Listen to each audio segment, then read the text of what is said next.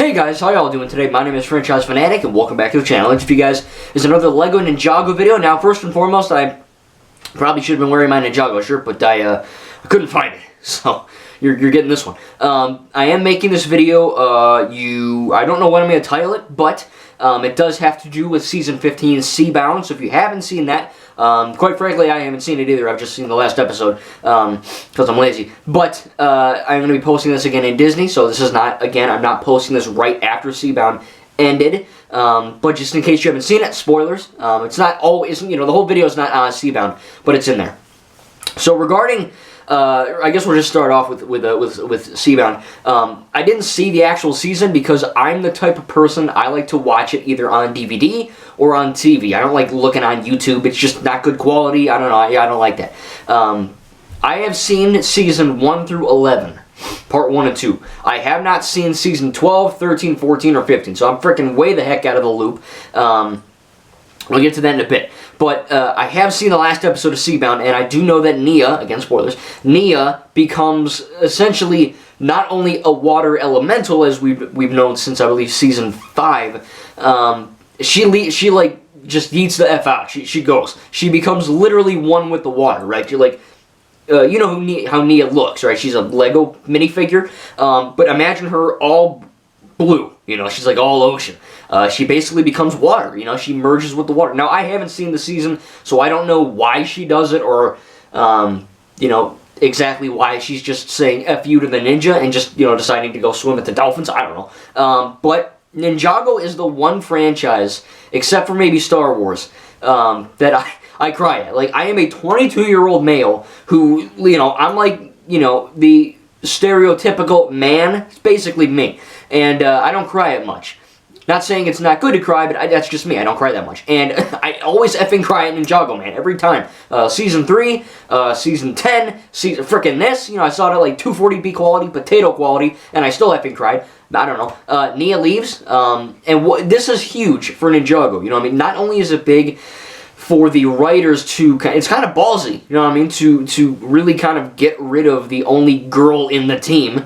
Pixel's there, but she's not a ninja, she's Samurai X. So I think having, it's a slippery slope, it really is, because I don't know how to tell you guys, because in Season 3, when Zane died, he physically died. But he transferred, kind of like Palpatine, right, for the Rise of Skywalker, he transferred not his dark side force energy, but, he transferred himself essentially over to a new Zane model, Nindroid, So he did die physically, but not internally, because he's a robot, And that got me. And then, when Garmadon died in Season 4 and then comes back, in Season 8, as the horrible devil Garmadon, which was a great effing move. It was really creepy and disturbing, but it was disturbing in a way that made sense, And of course, that doesn't really count because, it's Garmadon, he's a bad guy. But when you count Cole, Season 10, everyone's like, oh my god, Cole died. I cried then too. And then, he didn't die. And a lot of people freaked out, like, oh, Cole, of course they didn't kill him because he's the main ninja. But if you really think about it and your Ninjago canon, Cole didn't die because he's the Master of Earth. If he was the Master of Fire, he would have died. He would have freaking died. But because he's the Master of Earth, he did not die. So that's it. But characters that do actually die in Ninjago, it doesn't happen a lot. And there is this big criticism over Ninjago, right? You get these people, particularly the haters, they look at it and they go, oh, Zane died and came back. Blah X died, Y died, Z died. So of course Nia's gonna come back. Well, here's the thing though. Ninjago has characters that die permanently. Dr. Julian, Zane's dad, his dad, he died off screen, but he did die of old age. They say that. Harumi, one of the best deaths in all of probably franchise itself. One of the best character, I guess, arcs coming to an end, kind of like Ben Solo. It's kind of the same thing as Ben Solo, but she dies. A building effing falls on her. You're not going to live from that. She did come back in the techno season, the video game season, as a program, but not real. So Nia doesn't, she didn't die, but she essentially became one with the water. So that, I don't know what that means. Ninjago really did change that moment. It just changed. I don't know for the better or the worse, but it changed because you get this element that yeah, Nia's one with the water, but it's like, how is this going to affect the other ninja and the other team, you know what I mean? Because now, again, we don't have the girl on the team, we don't have Nia, and who knows, maybe they'll pull a giant FU in for Season 16, the whole plot of Season 16, again, this is not confirmed, just my speculation, it'll be, Season 16 will be all about trying to bring Nia back, and then the end of Season 16, she'll become Flesh, and it's all good. Or, they'll be smart, and they'll keep her away from the team. Now, I don't want that to happen, but Ninjago is getting, it's got 15 friggin' seasons, that's a lot of seasons for a show based on toys, you know what I mean?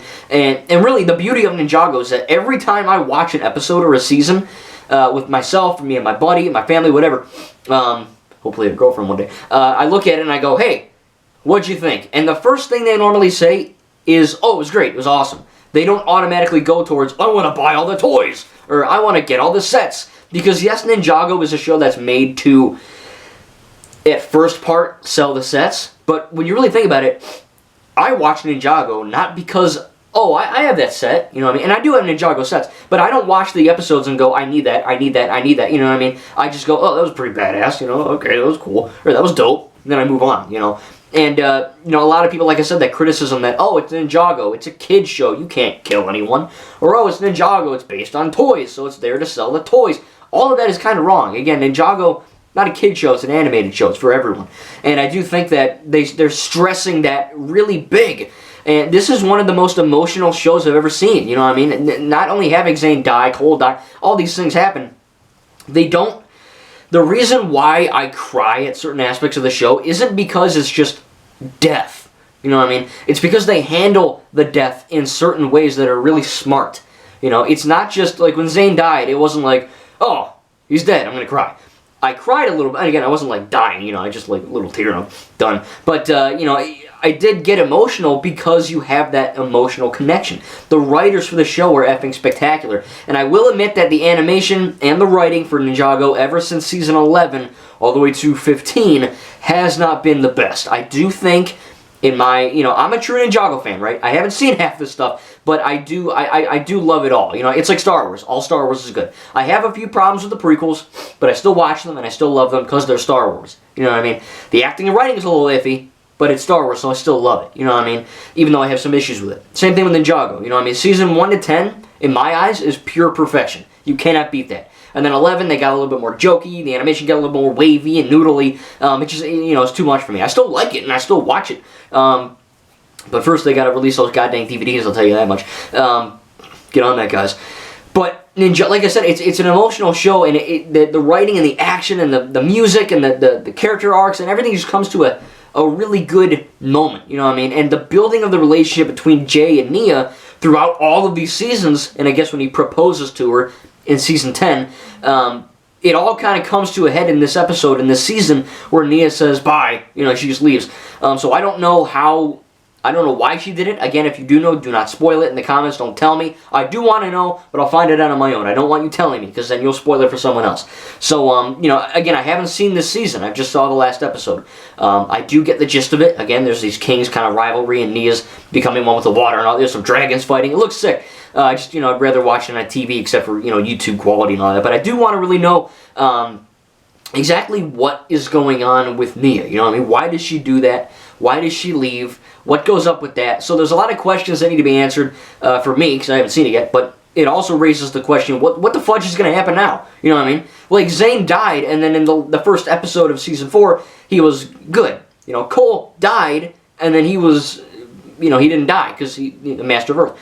Harumi dies, and she just effing dies, But I think that there's a lot of elements that are, I'm just going to say, Ninjago is probably the most adult show I've ever seen.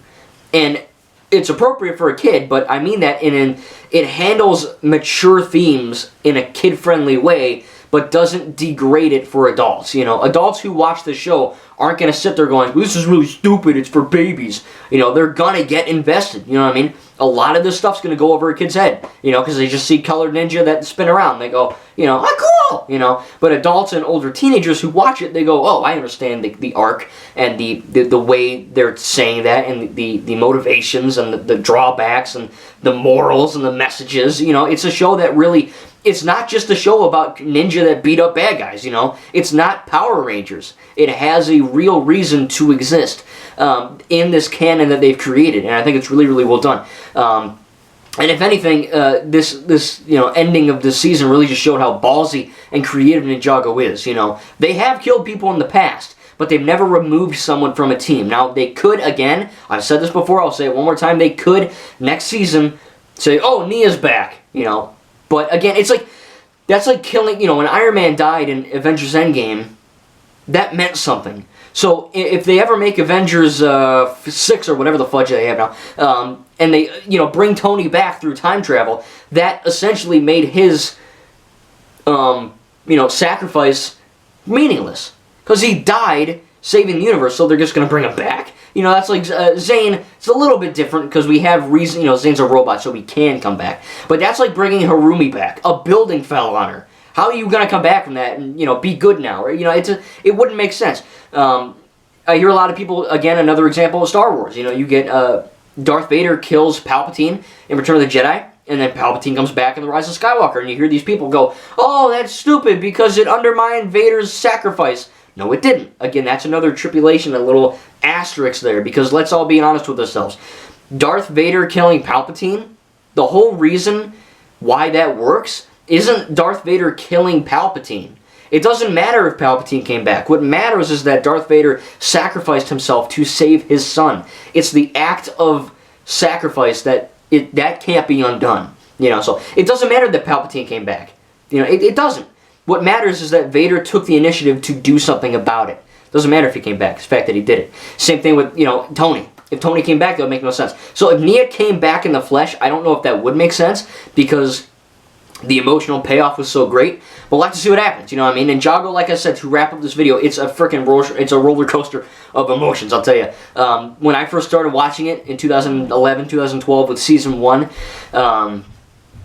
it hooked me, because when I was a kid, it was action-packed. It was cool, It wasn't really kiddie. It was just good enough for me at that age. And then as I got older, I stuck with it, and I will always stick with it. And, I'm like, oh, that's cool, or I understand that now. Or, I've been showing I just recently introduced one of my buddies to the show. We're currently watching Season 1. He's freaking loving it. You know what I mean? We're all adults. So it's just, it reaches everyone no matter who you are, what age you are. And if you haven't seen the show, it's not just a dumb commercial to buy the sets. It's a very well-made show that anyone can get into regardless of your age. If you haven't seen it, again, go check it out. You have to watch it from Season 1, though, because it won't make sense. It's like Harry Potter, Star Wars, Marvel, any of that. You need to watch it from the beginning to have it make sense. But I don't know what they're going to do with the future, with Nia. But I do know that they do a lot of crazy things in this show. You know what I mean? So I think this was a really good move. I think it shows kids and adults that, even though Nia didn't die, she chose to leave, or she had the calling to leave, So there's a lot of things in there that kind of thematically make a lot of sense, and I can't wait for the future. Again, guys, Ninjago is a huge friggin' part of my life ever since I was a kid, and I can't wait to show it to more of my friends, girlfriend in the future kids, whatever. It's going to stick with me forever, man. Tell me in the comments what your favorite Ninjago season is. I will heart your comment. I will respond. And, again, this is coming out way later after Seabound, because you're going to be seeing this when I'm in Disney, because I'm filming these ahead of time. But, again, no spoilers, but tell me in the comments what was your favorite season. And, again, guys, I can't wait for the future of Ninjago. Thank you, guys, and we'll see you in the next video.